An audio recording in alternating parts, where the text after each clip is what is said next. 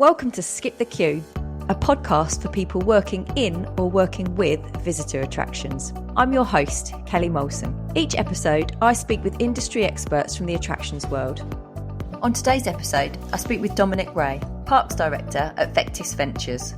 We talk about Blackgang Chine, the 180-year-old attraction, and Dominic shares his 3 top tips on transforming processes and developing superstar people. If you like what you hear, you can subscribe on all the usual channels by searching Skip the Queue. Welcome to the podcast, Dominic. It's great to have you on today. Thanks for having me. Looking forward to it.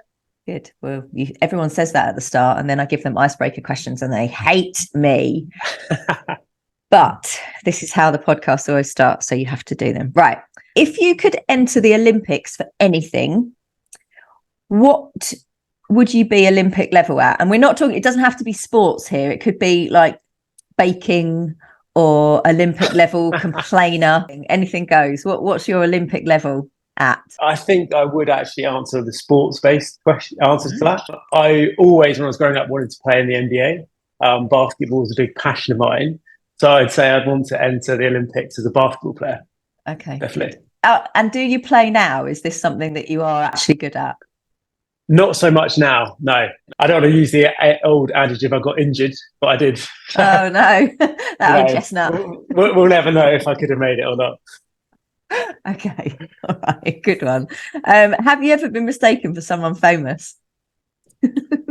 Yeah, actually, yes, twice. Someone once said to me I look like Joel Dormant. I think he's a comedian. Yeah. Okay, yeah. And some of the team seem to think I look like Mark Wright. I know this one. Yeah, So I saw the picture that Laura Baxter posted of you on LinkedIn. And I have to say, I did a second look, Mark. Yeah, I mean, I'll take it. I think Mark Wright's the right looking chap. So could be worse, I suppose. Okay. All right. A final one. What one thing would you make a law that isn't already? I've got a good one for this. So if I could be in charge of laws, I would make it a law that nobody could just stop in the middle of the pavement and look at their mobile phone or walk upstairs with staring at their mobile phone, not actually looking where they're going, because it just makes me want to swipe people's legs away. Because they just stop dead in front of you, or they walk really slowly up the stairs. Yeah, that would be one of mine. I'd go with everyone needs to learn how to go through security at an airport.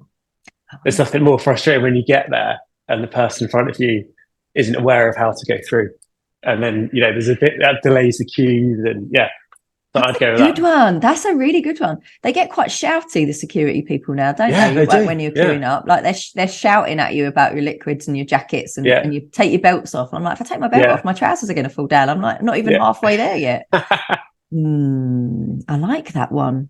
Okay, what's your unpopular opinion? My unpopular opinion is that motorists ruin the road for cyclists. Which I'm sure will be incredibly controversial. But that's my unpopular opinion. This is going to be a controversial one, and I really want to know what you think about this one, listeners. Yeah, I don't agree with you. But you are a hardcore cyclist. I'm gonna guess. I am. I do pay my road tax. Drive a car myself. But someone that very much enjoys road cycling. Yeah, that's definitely my viewpoint on other motorists for sure. I think there needs to be made room for both on the roads. There's not sufficient cycle lanes in areas where there should be sufficient cycle lanes. Although I live just outside Cambridge, and Cambridge is pretty good for cyclists. If this was me, I would ban cyclists from cycling through the city centre of Cambridge, because the amount of times I've nearly been run over by cyclists in the city centre is quite a lot. I will say, not every cyclist is respectful of motorists either. It is a two-way street, quite literally. So I do understand that. Yeah, I like this. Right. Okay, listeners, what do you think about the unpopular opinion? I feel like I've just got myself in hot water with all my Cambridge cycling friends as well. Yeah, they're all going to be kicking off, aren't they? We're all in trouble. We're in trouble together, Dom. It's fine. Okay. Right. Tell us a little bit about your background, because you have come into attractions not from an attractions background, and I always find this quite fascinating, how people end up within the sector. You've come from banking, right? Yes. I started off my career when I left school selling houses, and then I moved into banking after that. I used to work for Lloyd's Bank, and one of my clients was our current HR director here, a lady called Paula. And I used to see her every year. She'd come in, talk about this great place that she worked and all these fun projects she was working on, and how magical it was. And I remember sort of sat there thinking, God, your job sounds really interesting. And you're working on these varied projects and you're getting to experience loads of cool things. You know, she was talking to me about fireworks events and dinosaurs and cowboys and pirates. And I was thinking, oh, I'm sat here talking about savings accounts and loans and boring stuff that comes to banking. And then one day I saw an advert in our local paper on the island for a park manager role for Blackgang Chine, which is the park that Paula worked at. And I read through it and I thought, okay, yeah, I can do this. It sounds like I've got the skill set to do this. Not really knowing anything about running a visitor attraction at all. So off I went to the interview, got the job, and I thought, oh great, yeah, if I can sell houses and I can run a bank, surely I could run a visitor attraction. It's just taking those skills and applying them across into a different sector. And 8 or 9 years later, still here now. And a lot of a big learning curve along the way. But yeah, not a traditional route into it. But Blackgang on the island is a sort of very iconic visitor attraction. All the children on the island have been there, had very fond memories of coming here as a child. And I just thought, wow, what an opportunity to wake up every day and go to work in a fun, magical place that's the complete opposite from the confines of a bank. So I thought, yeah, I'm going to back myself and go for it and do it. So yeah, how weird is that? Knowing that you went there as a child as well, and now you actually run the place. That's massive, isn't it? Yeah, and there's lots of when I'm walking around, there's lots of areas of the park that are still the same and have been for many years, and they carry great sentiments. Or be walking through certain areas and I hear certain sounds or certain smells in the park, and it takes you back to being a kid every day. So it's quite a magical place to work, really. It's good. That's really sweet. And so what was that transition like? Because I've just got this vision of you kind of like rocking up on the first day and going, right, where do I start? Yeah, so on day one when I arrived, the gentleman who was doing the role beforehand had left. So I had a laptop, a set of keys, and they sort of like, off you go. And I was like, wow. Okay, right, have to work this out, which I did. I was lucky enough to go to IAPA in Orlando, and I went on a week-long training course, management course there around park management of visitor attractions, which I think was really, really, really interesting, really useful. Gave me a great insight into the attraction space. And then I've worked through that by learning about the various different departments and functionalities of the business along the way. But it was a big change for me to go from working for a large corporate company to moving to a family-owned company. Blackgang Chine has been owned by the same family for 180 years, which is the DeBale family. So it was a big shift for me from having multiple layers of people and it taking weeks to get a decision to just having to go and speak to one person. As long as they say yes, you're on your way. So it's enjoyable working for a much more dynamic organization where you can pivot more quickly. And that was sort of one of the surprising things, having come from a bigger company, how quickly things can move and change. But I think that's a real positive for that. Yeah, definitely. I love that you did like a crash course. You did like your crash course, your driver's course. You can do those week intensive course. You did your week's intensive course of being a park manager, and that was it. Into the job. It went, yeah. So what does your role cover then? Because I know you operate across 2 parks at the moment. So you've got Blackgang Chine, you've got Robin Hill. What does that look like for you in terms of your role? So my role sees me overseeing the parks from a strategic position. So I look after the business of the group as a whole. I was previously the park manager of Blackgang, and then over the last 12 months transitioned to a new role of parks director, which sees me overseeing the group from more of a strategic position. So everything from opening calendars, pricing strategy, events that we're running, health and safety, you name it, all falls under my remit within the business. I love that. And that must have been that, I guess all of those things must have been the steep learning curve from banking, where you're not clearly a very senior role, but probably not juggling quite so much in a day.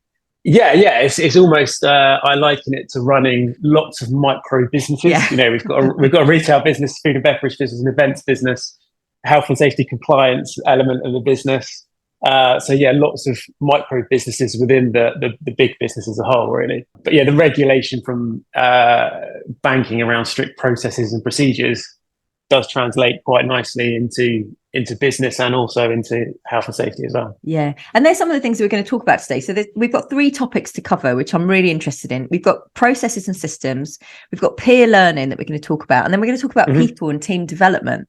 So that what you just said there about what you brought, that's one of the things that I'm really interested in terms of the processes and systems, because you've been through quite a transformative process in your organization with kind of people and process, actually. Yeah. What have you been able to bring from banking into the attractions world that's kind of helped you with those processes and systems? I would say I learned a lot from working in a bank. One of the things was how not to do things, I'd say, in terms of life in a bank is very black and white. It's almost sort of a computer says no culture. And that really taught me that actually in real business, you've got to operate a bit more in the grey. And it's much more around how can we actually make things happen and how can we do things rather than actually that's not possible. So I always say to the team, great, well, how are we going to work around that? How are we going to make that possible? So since I've joined the business, we've gone through quite a large transformation. It was fair to say that when I joined, the business was very much run in a sort of historic, family orientated way. We've always done it that way. That was a phrase I heard quite a lot when I first started. Was, oh no, we've done it like that because we've always done it that way. And there's sort of a lot of, okay, can you explain to me why we've done it that way and what's the approach to that? And then over the years, we've moved into using far more digital systems. So I'm big on making sure that the team can see at the various levels of the organisation the bigger picture, and I think that then helps them understand exactly what's going on in the business as a whole. And I think that through digital automation of systems and processes, that really helps them do that. So, for example, on the ride side of the fence, we brought in Mabaro, which is quite a well-known safety system for our daily inspections, and that just gives far better visibility right the way from the ride operator, the person checking the rides, to the duty manager, all the way up to our owner if he wants to go in on a day and see what's gone on at 10 o'clock before the site opens. So it's really been around pivoting the organisation into becoming early adopters of technology and systems and processes. We've also recently joined the LEAP scheme, which was quite a big jump for our industry to move away from a historical scheme that had been in place for a number of years. And we were one of the first parks to join that scheme. What is for our listeners, what is the LEAP scheme? What does that mean?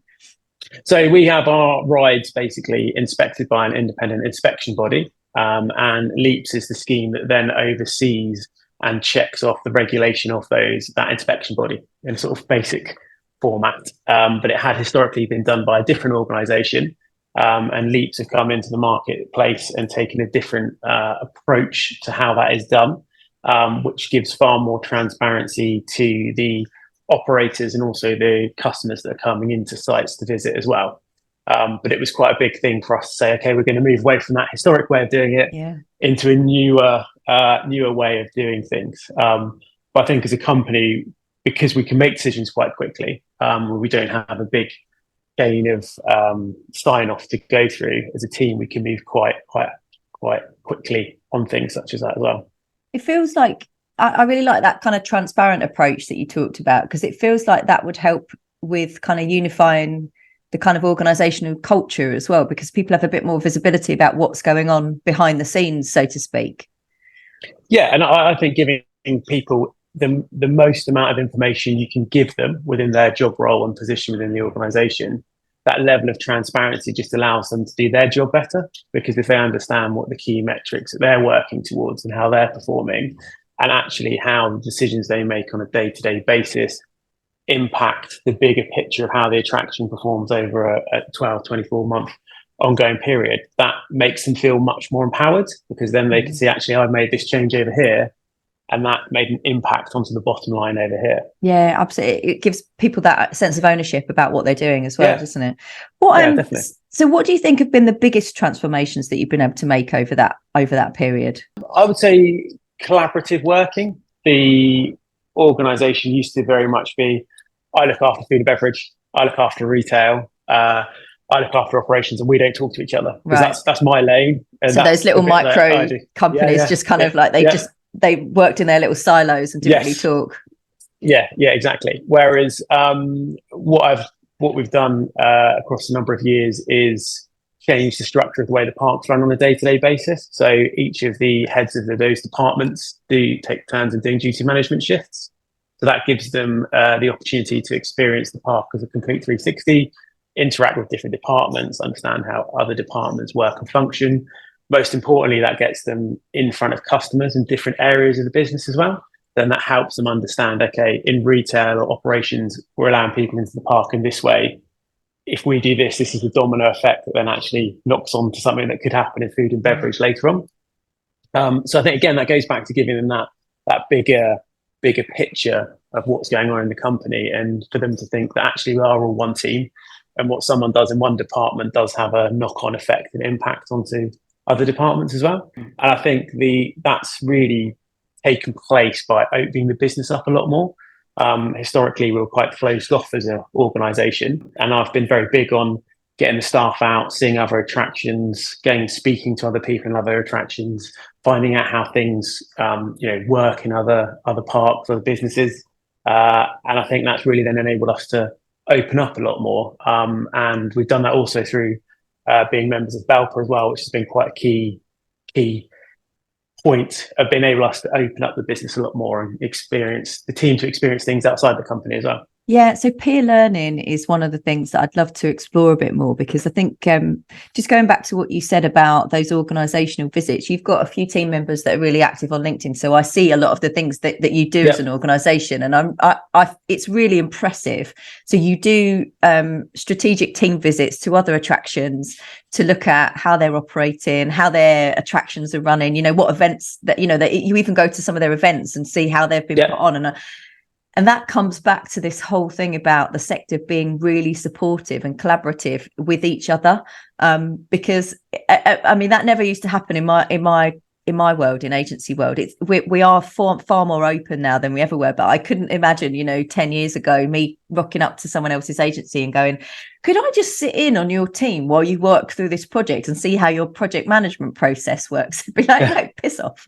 I mean, it kind of, I would be able to do that to a number of agencies that I know there. They'd be really happy to share. But it feels like it's kind of always been that way in the sector for attractions. Is that the case? 100%. I mean, that was one of the biggest things that shocks me coming into a new career, was actually you can go and ask people for help and ask them how they do things, and they're more than willing to share the challenges and issues that they have, but also sharing the solutions to those problems as well. I mean, when I worked at Lloyd's, I can't imagine ever walking over the road to Matt West and going, hi, can you explain to me how you do this? They'd be like, no, bugger off. But it's the same problem, right? And that's the thing. It's the same. You all will have exactly the same problem. So working together to solve that problem surely helps the greater good, rather than I'm and totally everyone has the same problems. They just have it on varying scales of economy. So we might have it on this scale. You go to a bigger park, they've got the same problem, just magnified by 10. Yeah. Absolutely. But you mentioned BALPA, which I know is an incredible organisation that you're members of. How has being kind of a member of that organisation, what's it brought to the attraction and to yourself? I think it's really been transformational for the attraction, myself and the team. I think having a organisation that the business and individuals can completely immerse themselves in from a learning standpoint is so valuable to me. I think it's almost like a black book. Well, it's a black book of other attractions that you can gain access to for their knowledge, experience, processes, and procedures. And as someone that came into the industry having not worked in it previous to that, I found the organisation so valuable in terms of my own personal learning and the learning of the site as well. So as an attraction, we've massively benefited from being members of BALPA. We hosted the summer conference this year, which was a big deal for us. So everyone at Balfour came to the island and they spent a day at Blackgang Chine and Robin Hill, and we hosted a gala evening dinner at Robin Hill, which was fantastic. And that was great to show it off to peers and people within the industry, and for them to kind of understand about what we do. Because obviously, I go along to a lot of events with a lot of the other team, and we're all sort of banging the drum about the company, but it's great for people to come and experience that firsthand as well. So I think it's helped broaden the profile of the business and also the individuals within the team as well. I think that's been brilliant for the team's personal development, but also really for their learning. The fact that there's people in the organisation that you can go and talk to about everything from ticketing strategies through to mechanical issues you've got on rides, or the fact that people are so open that you can ring them up and say, hey, I've got this issue with this.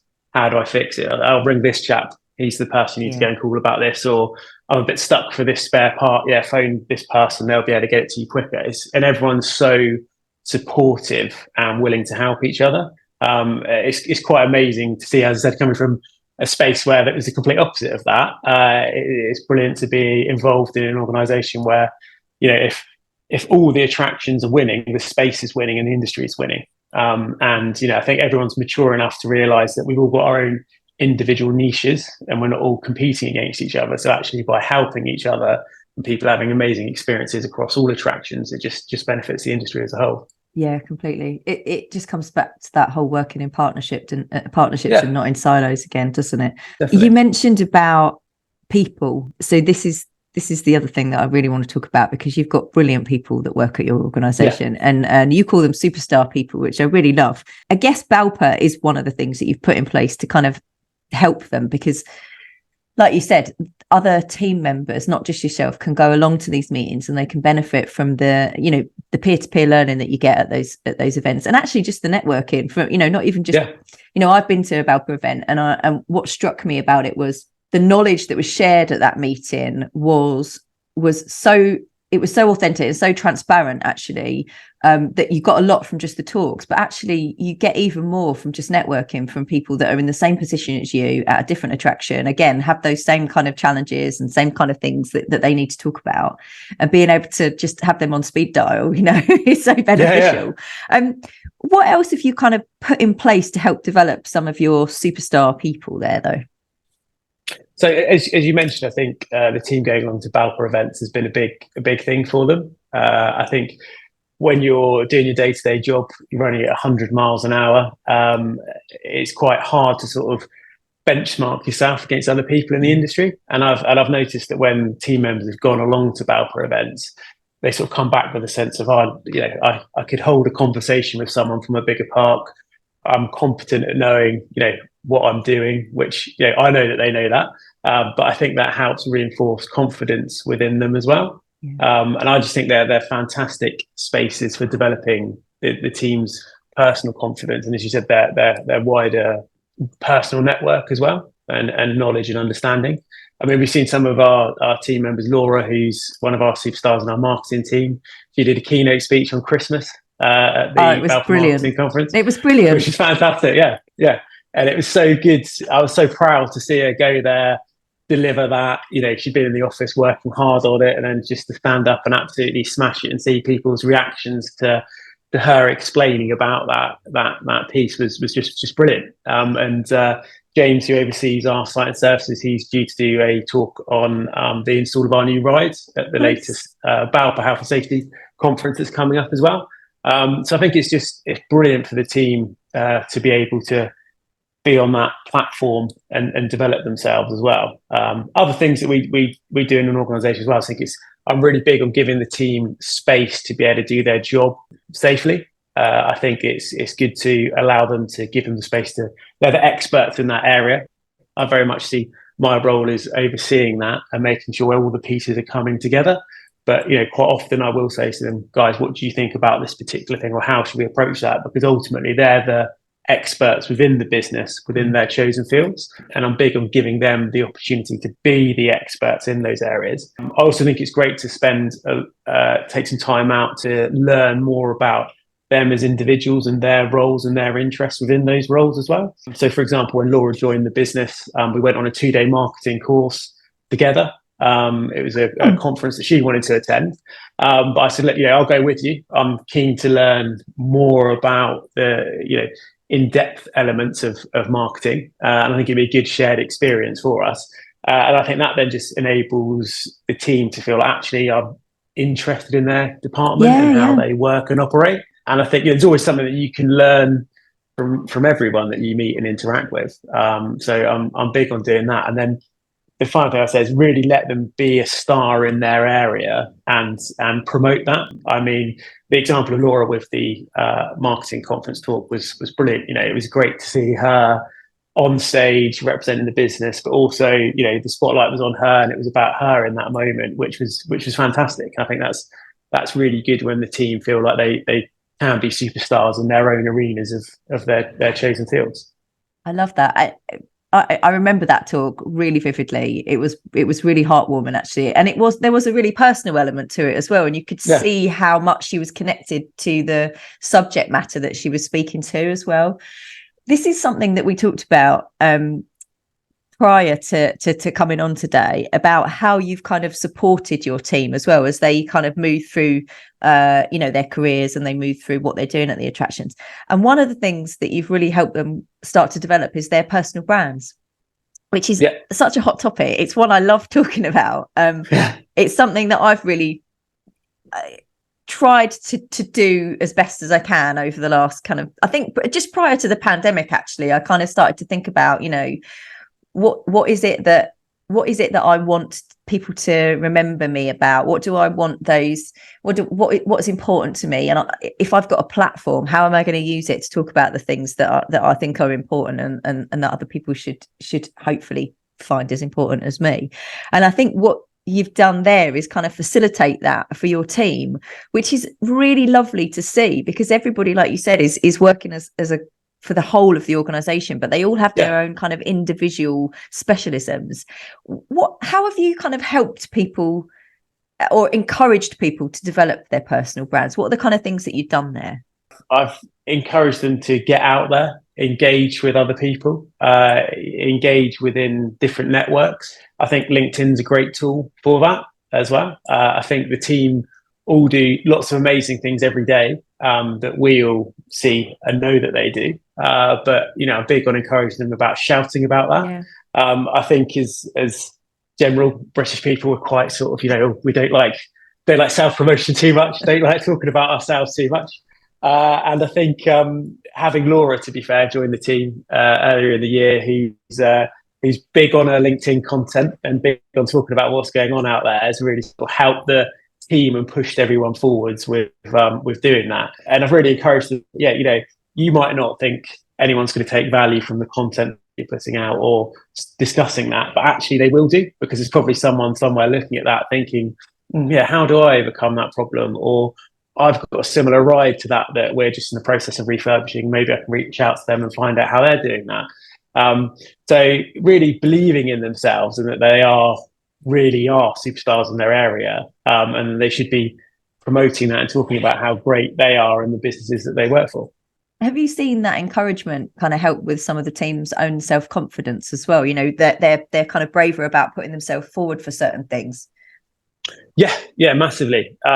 James, who oversees both of our sites from a site and services viewpoint, started off within the maintenance team on one of those sites, and he's worked his way up through the business. Now he's responsible for health and safety across both of them. He oversaw the install of our new ride, which went in at the beginning of the year as well.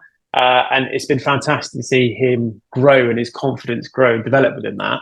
And now he's been asked to go forward, as I said, to do a talk next month about that ride install going ahead, which will be his first sort of public speaking gig. And I'll be very much there to support him along with that as well. So it's been great to watch the team develop and grow along with that and their confidence as well. That's really lovely to see. I think it's sometimes. I think in the past people probably haven't wanted to highlight certain people. Do you know what I mean? They're like, if we put these people out in the world, other people might steal them from us. But I think you have to develop your people and you have to let them shine in the roles that they're in, because they'll just get better and better and better and better. So it's really lovely to see that you're encouraging that. I think it's such an important part of running a successful organisation now.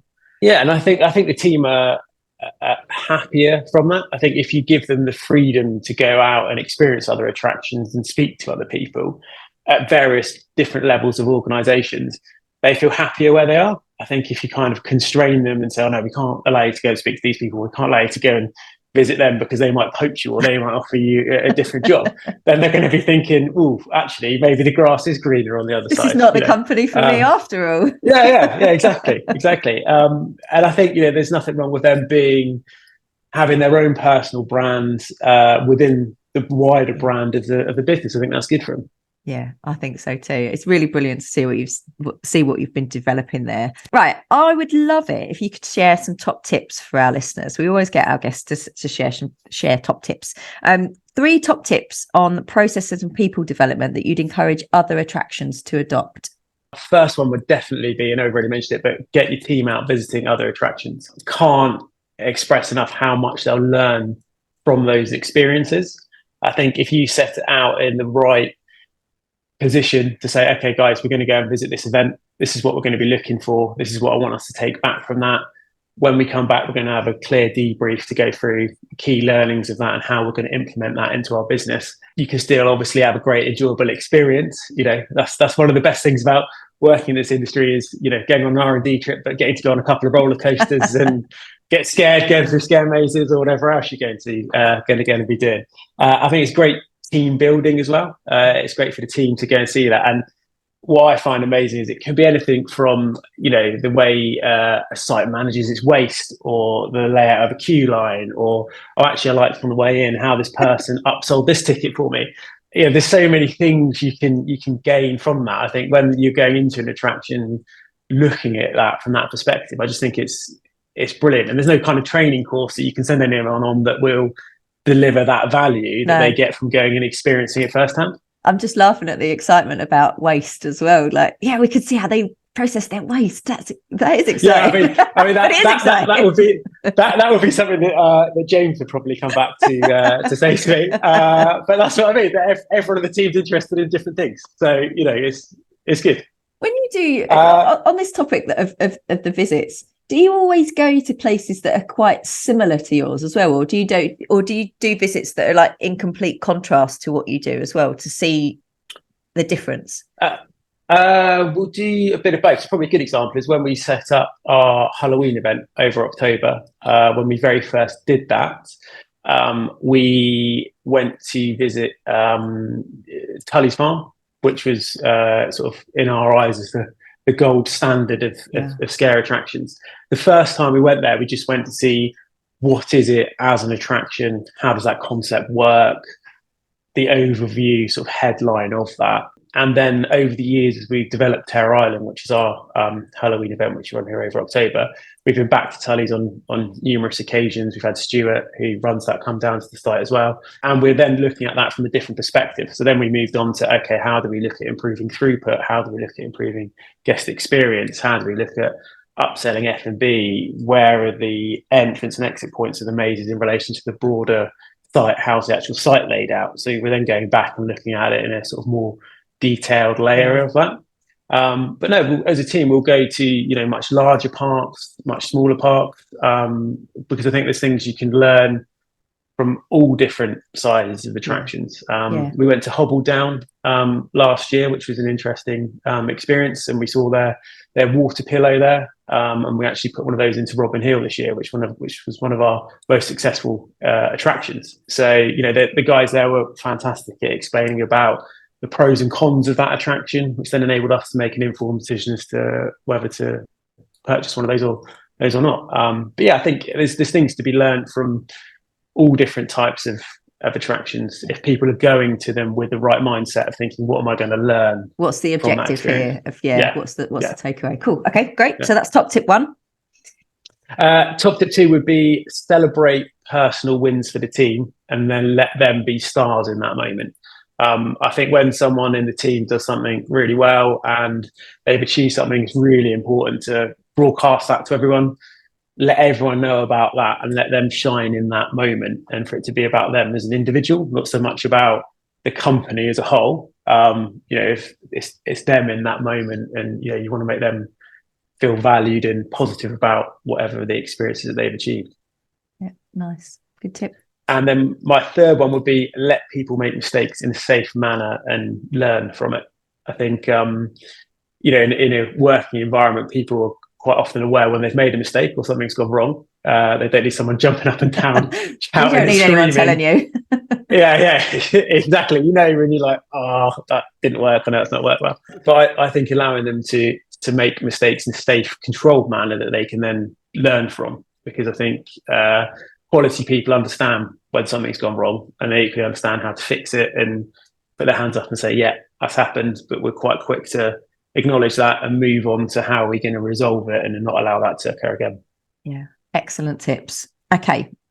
What is as an organisation, what's your biggest opportunity and also your biggest challenge as we head into the winter months? Because I think you're coming to, do you close over the season? Do you close down? Yes. So right. Saturday's our last operating day and we close from November and we're into March. Wow. Yeah. Gosh, you really are coming up to the end of the season. Okay. Yeah. So what's your biggest opportunity and your biggest challenge as we head into that time? It was quite a big challenge and opportunity for the company is that we're made the difficult decision to put one of our sites on the market, and we're looking to sell Robin Hill. So that'll be the biggest challenge and opportunity for the business in recent years, to be fair. I think it presents a great opportunity for the business to double down and invest further into Blackgang, which is 180 years old this year. So it's a big birthday year for us. Incredible. And I think that will enable us to be here for another 180 years. Not that I might still be around at that point in time. You certainly won't look like Mark Wright at that point. No. Look like a very aged Mark Wright. But I think it's the biggest challenge for the team and for myself personally as we reshape the business and pivot into a new direction. But I equally think it's an exciting one to see what will come out from the other side of that as well. It is exciting, isn't it? I guess I can imagine that having two parks to oversee can be a stretch at sometimes in terms of resource and also in terms of strategy and how things work, because I guess that they work similar but different. So yeah, I can see that as a huge opportunity and something to, I guess it's kind of a nice thing to focus on for the start of the new season as well, that's kind of progressing, and then you've got this really big opportunity to focus on this one thing and make it as the very best it could possibly be. Yeah, and the team have really taken to it. They're really passionate about driving Blackgang forwards, and they're very excited about the changes and the plans we've got for the next year and coming years as well. So it's been well embraced by them. Good. And I guess you're ending the season on a high as well, because we talked a little bit about your Halloween event, but it has been a really successful Halloween event this year, hasn't it? Yes. Yeah, it's gone down really well. We made the Sun Top 10 events for Halloween attractions. So yeah, it's been really well received. It's a personal favourite of mine. Absolutely love it. It's been a complete passion project for the team, and it's the team are always up for every event we do, but this is one that they really get behind and are in every possible conceivable bit of detail. And as someone that never used to like horror films and hated being scared, I now absolutely love going through scare attractions and love scaring other people even more than that. Complete 360 for me as well. So you don't know what you like until you try it.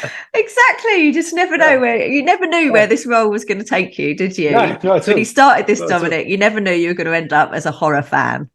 Yeah, exactly. Now I'm like, oh no, we need to make that person over there look more dead, or how loud, we need the chainsaw louder, or that guy doesn't look scary enough. Way more interesting than ISAs and loans. I love it. A massive learning curve. And 180 years old. I mean, that is a phenomenal achievement. There can't be many other attractions that are coming up for that age. So this is really incredible. I think you've had a really brilliant year.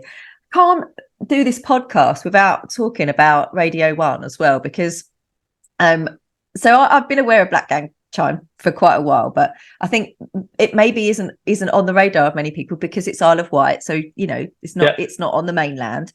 But I was driving back from the gym one morning and I listened to Radio 1. I listened to the Greg James breakfast show on Radio 1 in the mornings, and they were doing this thing where they had to find one of the presenters, and all the presenters were hidden up and down all over the country, and they were talking about the Isle of Wight, and they kept saying Blackgang Chine, and I was like, they're talking about Blackgang Chine. I need to let Laura know. I need to pull over and let Laura know. I mean, obviously, she already knew that you were being talked about, but I think how many times did he say Blackgang Chine? It was a lot. It was a lot. I think it was over 50 times. I mean, my phone was going mental with people ringing me up and texting me, "Oh, mate, if you've got the presenters in the," because we have an area called Area 5 of large animatronic dinosaurs, and they thought we'd hidden them down there. And they were like, "God, you're really good at keeping a secret. I can't believe you haven't told us this." And I'm like, "No, honestly, they're not here. I don't think anyone actually believe me." Well, clearly no one did.